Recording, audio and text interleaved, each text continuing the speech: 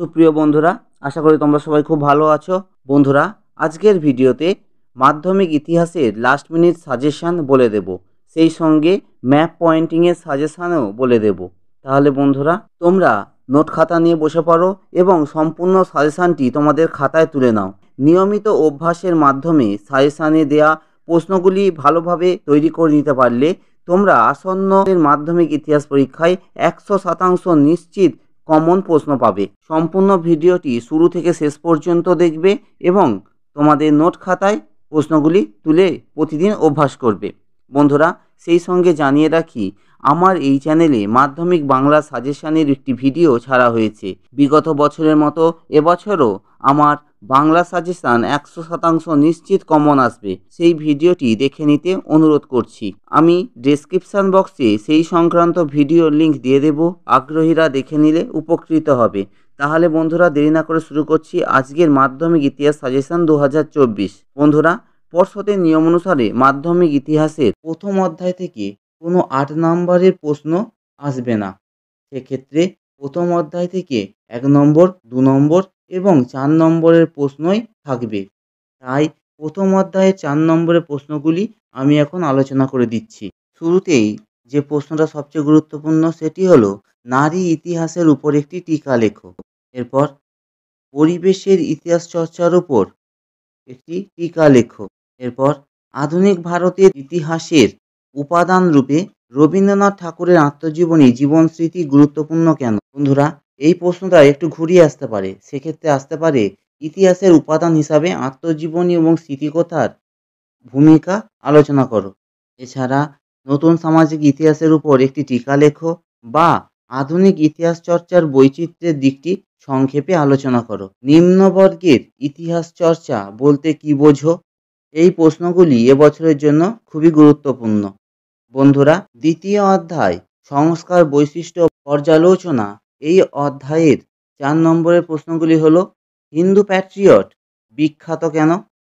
গ্রামবার্তা প্রকাশিকা পত্রিকাকে ব্যতিক্রমী বলা হয়েছে কেন? কাঙাল হরিনাথ কে ছিলেন? বাংলার নবজাগরণের সীমাবদ্ধতাগুলি আলোচনা করো।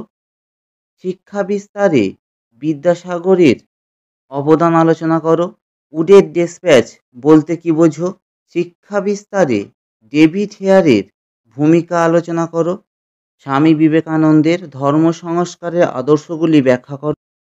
হুতম পেঁচা নকশাগ্রন্থে 19 শতকের বাংলার কিরূপ সমাজচিত্রের পরিচয় পাওয়া যায়? বামাবোধিনী পত্রিকা কিভাবে নারী সমাজের মুখপত্রে পরিণত হয়েছিল? বন্ধুরা, এই অধ্যায়ের 8 নম্বরের প্রশ্নগুলি হলো শিক্ষা বিস্তারে প্রাচ্যবাদী ও পাশ্চাত্যবাদী বিতর্ক কি? উচ্চশিক্ষার বিকাশে কলকাতা বিশ্ববিদ্যালয়ের ভূমিকা আলোচনা করো। পরেরটি 19 শতকের বাংলায় সমাজ সংস্কার আন্দোলনে ব্রাহ্ম সমাজগুলির কিরূপ ভূমিকা ছিল? পরেরটি বাংলা নবজাগরণের চরিত্র ও প্রকৃতি আলোচনা করো, এর সীমাবদ্ধতাগুলি লেখো।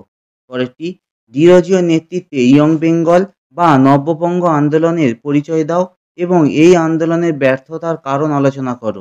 পরেরটি বিদ্যাসাগরের নেতৃত্বে বিধবা বিবাহ আন্দোলন এবং রাজা রামমোহন রায়ের নেতৃত্বে সতীদাহ প্রথা বিরোধী আন্দোলন সম্পর্কে আলোচনা করো। পরেরটি নারী শিক্ষায় বিদ্যাসাগরের অবদান আলোচনা করো। বন্ধুরা, তৃতীয় অধ্যায় অর্থাৎ প্রতিরোধ ও বিদ্রোহ বৈশিষ্ট্য ও বিশ্লেষণ, এই অধ্যায়ের 4 নম্বরের প্রশ্নগুলি হল 1855 খ্রিস্টাব্দে সাঁওতালরা বিদ্রোহ করেছিল কেন? 2. কি উদ্দেশ্যে ঔপনিবেশিক সরকার অরণ্য আইন প্রণয়ন করেছিল? 3. ফরাজি আন্দোলন সম্পর্কে একটি টিকা লেখো। 4. তিতুমিরের নেতৃত্বে বারাসাত বিদ্রোহ সম্পর্কে একটি টিকা লেখো। 5. মুন্ডা বিদ্রোহের কারণ কি ছিল? বন্ধুরা, এই অধ্যায়ের 8 নম্বরের প্রশ্নগুলি হলো নীল বিদ্রোহ কেন ঘটেছিল? এই বিদ্রোহের বৈশিষ্ট্যগুলি বিশ্লেষণ করো। বা নীল বিদ্রোহে শিক্ষিত সমাজের ভূমিকা কী ছিল আলোচনা করো। সেই সঙ্গে নীল বিদ্রোহের ফলাফল আলোচনা করো। পরেরটি মুন্ডার কারণ ও মুন্ডা বিদ্রোহের গুরুত্ব আলোচনা করো। বন্ধুরা, মাধ্যমিকের ইতিহাসের সাল তারিখ মনে রাখা একটি কঠিন বিষয়, তাই মাধ্যমিক ইতিহাসের সাল তারিখ কিভাবে মনে রাখবে এ সংক্রান্ত একটি ভিডিও আমার এই চ্যানেলে আপলোড করা হয়েছে। আগ্রহী বন্ধুদের বলবো সেই সম্পর্কিত ভিডিও দেখে নিতে, সেক্ষেত্রে তোমরা অনেক উপকৃত হবে। আমি কমেন্ট বক্সে সেই সংক্রান্ত ভিডিওর লিঙ্ক দিয়ে দেব, আগ্রহীদের বলবো দেখে নিতে। চতুর্থ অধ্যায়ের অর্থাৎ সংঘবদ্ধতার গোড়ার কথা, বৈশিষ্ট্য ও বিশ্লেষণ, এই অধ্যায়ের 4 নম্বরের প্রশ্নগুলি হল: সিপাহী বিদ্রোহের প্রত্যক্ষ কারণগুলি কী ছিল? 2. মহারানীর ঘোষণাপত্রে কি বলা হয়? 3. হিন্দু মেলার উদ্দেশ্য কী ছিল? হিন্দু মেলা সম্পর্কিত একটি টীকা লেখো। পরেরটি, 1857-এর মহাবিদ্রোহকে কি সামন্ত শ্রেণীর বিদ্রোহ বলা যায়? পরেরটি, আনন্দমঠ উপন্যাসটি কিভাবে জাতীয়তাবাদী চেতনার বিস্তারে সহায়তা করেছিল? পরেরটি, গোরা উপন্যাসটি কিভাবে জাতীয়তাবাদী চেতনার বিস্তারে সহায়তা করেছিল? পরেরটি, বর্তমান ভারত কিভাবে জাতীয়তাবাদী চেতনার বিস্তারে সহায়তা করেছিল? পরেরটি, গগেন্দ্রনাথ ঠাকুরের ব্যঙ্গচিত্র কিভাবে জাতীয়তাবাদী চেতনার বিস্তারে সহায়তা করেছিল? পরেরটি, অবনীন্দ্রনাথ ঠাকুরের ভারত মাতা চিত্র কিভাবে জাতীয়তাবাদী চেতনা বিস্তারে সহায়তা করেছিল? এছাড়া ঝাঁসির রানী লক্ষ্মীবাঈ কে ছিলেন? মঙ্গল পাণ্ডে কে ছিলেন? জমিদার সভার উদ্দেশ্য কী ছিল? বন্ধুরা, এই অধ্যায়ের 8 নম্বরের প্রশ্নগুলি হল: 19 শতকের বাংলায় রেখায় ও লেখায় কিভাবে জাতীয়তাবাদীর জাগরণ ঘটেছে তা আলোচনা করো। 2. সংক্ষেপে 1857 সালের মহাবিদ্রোহের চরিত্র ও প্রকৃতি সম্পর্কে আলোচনা করো। সেই সঙ্গে 1857 বিদ্রোহের প্রতি শিক্ষিত বাঙালি সমাজের মনোভাব কী ছিল সে বিষয়ে আলোচনা করো। বন্ধুরা, পঞ্চম অধ্যায় বিকল্প চিন্তা ও উদ্যোগ, এই অধ্যায়ের 4 নম্বরের প্রশ্নগুলি হল: বাংলায় কারিগরি শিক্ষার বিকাশে বেঙ্গল টেকনিক্যাল ইনস্টিটিউটের ভূমিকা কী ছিল? পরেরটি, শ্রীরামপুর মিশন গ্রো কিভাবে একটি অগ্রণী মুদ্রণ প্রতিষ্ঠানে পরিণত হলো? পরেরটি, বাংলায় মুদ্রণ শিল্পের বিকাশে উপেন্দ্র কিশোর রায়চৌধুরীর কিরূপ অবদান ছিল আলোচনা করো। বিজ্ঞান চর্চার বিকাশে কলকাতা বিজ্ঞান কলেজের কিরূপ ভূমিকা ছিল? পরেরটি, বিজ্ঞান চর্চার বিকাশে বসু বিজ্ঞান মন্দিরের কিরূপ ভূমিকা ছিল?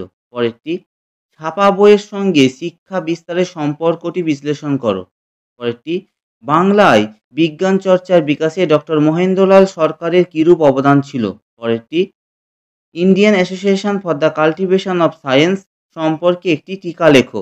পরেরটি, জাতীয় শিক্ষা পরিষদ সম্পর্কে একটি টীকা লেখো। বন্ধুরা, এই অধ্যায়ের 8 নম্বরের প্রশ্নগুলি হল: রবীন্দ্রনাথের শিক্ষা চিন্তা ও শান্তিনিকেতন ভাবনার সংক্ষিপ্ত পরিচয় দাও।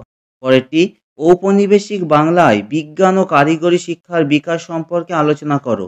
পরেরটি, 19 শতকের বাংলায় ছাপাখানার বিকাশ ও ব্যবসায়িক উদ্যোগ সম্পর্কে আলোচনা করো। বন্ধুরা, ষষ্ঠ অধ্যায় 20 শতকের ভারতে কৃষক, শ্রমিক ও বামপন্থী আন্দোলন এই বৈশিষ্ট্য পর্যালোচনা, এই অধ্যায়ের 4 নম্বরের প্রশ্নগুলি হল: একা আন্দোলন সম্পর্কিত একটি টীকা লেখো। সারা ভারত কিষাণ সভা কী উদ্দেশ্যে প্রতিষ্ঠিত হয়েছিল? পরেরটি, কংগ্রেস সমাজতন্ত্রী দল সম্পর্কে একটি টীকা লেখো। পরেরটি, অহিংস অসহযোগ আন্দোলনে কৃষক সমাজ কিভাবে অংশগ্রহণ করেছিল বিস্তারিত লেখো। পরেরটি, মিরাট ষড়যন্ত্র মামলা সম্পর্কিত একটি টীকা লেখো। পরেরটি, বঙ্গভঙ্গ বিরোধী আন্দোলন কি? পরেরটি, তিন কাঠিয়া প্রথা বলতে কি বোঝো? পরেরটি, চৌরি চৌরা ঘটনা সম্পর্কিত লেখো। পরেরটি, তেভাগা আন্দোলন বলতে কি বোঝো? পরেরটি, বারদৌলি সত্যাগ্রহ সম্পর্কিত একটি টীকা লেখো। পরেরটি, বঙ্গভঙ্গ বিরোধী আন্দোলনে শ্রমিক শ্রেণীর ভূমিকা কী ছিল? বন্ধুরা, এই অধ্যায়ের 8 নম্বরের প্রশ্নগুলি হল: ভারত ছাড়ো আন্দোলনে শ্রমিকদের ভূমিকা বিশ্লেষণ করো। এই সঙ্গে ওয়ার্কার্স অ্যান্ড প্রেজেন্স পার্টি সম্পর্কে একটি টীকা লেখো। পরেরটি, ভারতের ঔপনিবেশিক বিরোধী আন্দোলনে বামপন্থীদের ভূমিকা আলোচনা করো। পরেরটি, 20 শতকের ভারতে কৃষক আন্দোলন সম্পর্কে আলোচনা করো।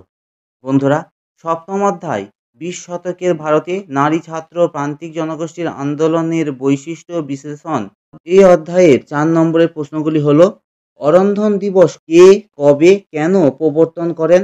পরেরটি, অসহযোগ আন্দোলনের কর্মসূচি কী ছিল? পরেরটি, ভগিনী সেনা সম্পর্কে একটি টিকা লেখো। পরেরটি গান্ধী বুড়ি কে ছিলেন, তিনি স্মরণীয় কেন? পরেরটি দীপালি সংঘ সম্পর্কে একটি টিকা লেখো। পরেরটি অ্যান্টি সার্কুলার সোসাইটি সম্পর্কিত একটি টিকা লেখো। পরেরটি ভাইকম সত্যাগ্রহ কি? পরেরটি সাম্প্রদায়িক বাটোয়ারা নীতি বলতে কি বোঝো? পরেরটি পুনা চুক্তি কি ছিল? পরেরটি রশিদারি দিবস সম্পর্কে একটি টিকা লেখো। বীণা দাস কে ছিলেন? বেঙ্গল ভলেন্টিয়ার্স সম্পর্কে একটি টিকা লেখো। অলিন্দ যুদ্ধ বলতে কি বোঝো? আজাদ হিন্দ ফৌজে নারী বাহিনীর ভূমিকা কী ছিল? বন্ধুরা, এই অধ্যায়ের 8 নম্বরের প্রশ্নগুলি হল: বাংলায় নমশূদ্র আন্দোলন বিষয়ে আলোচনা করো। সশস্ত্র বিপ্লবী আন্দোলনে ছাত্রদের অংশগ্রহণের চরিত্র সংক্ষেপে আলোচনা করো। বন্ধুরা, অষ্টম অধ্যায় থেকে কোনো 8 নম্বরের প্রশ্ন আসবে না। যা আসবে সবই 1 নম্বর, 2 নম্বর এবং 4 নম্বরের প্রশ্ন।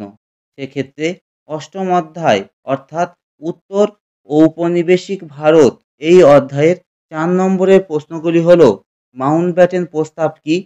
এরপর ভারতের স্বাধীনতা আইন বলতে কি বোঝো? এরপর দেশীয় রাজ্য বলতে কি বোঝো? পরেরটি রাজাকার কারা? এরপর কাকে এবং কেন ভারতের লৌহ মানব বলা হয়? এরপর হায়দ্রাবাদ কিভাবে ভারতভুক্ত হয়েছিল? এরপর কাশ্মীর সমস্যা কি?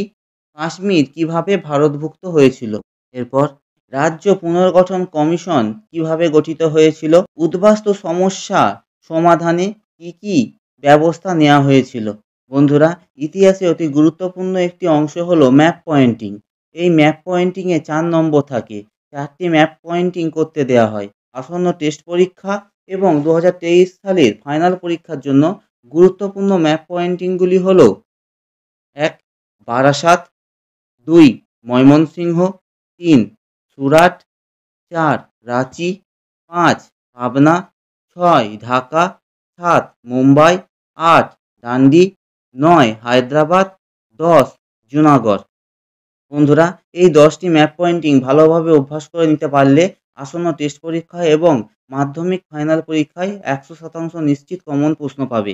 তাহলে বন্ধুরা, ভিডিওটি তোমাদের কেমন লেগেছে? ভালো লাগলে অবশ্যই একটি লাইক দেবে, বন্ধুদের মধ্যে শেয়ার করবে, কোনো প্রশ্ন থাকলে কমেন্ট করে জানাবে এবং চ্যানেলটিতে নতুন সদস্য হয়ে থাকলে চ্যানেলটি অবশ্যই সাবস্ক্রাইব করবে। সাবস্ক্রাইব করার সময় পাশে থাকা বেল আইকনটি অন করে দিতে ভুলে যাবে না। ভিডিওটি দেখার জন্য সকল দর্শক বন্ধুকে অনেক অনেক ধন্যবাদ।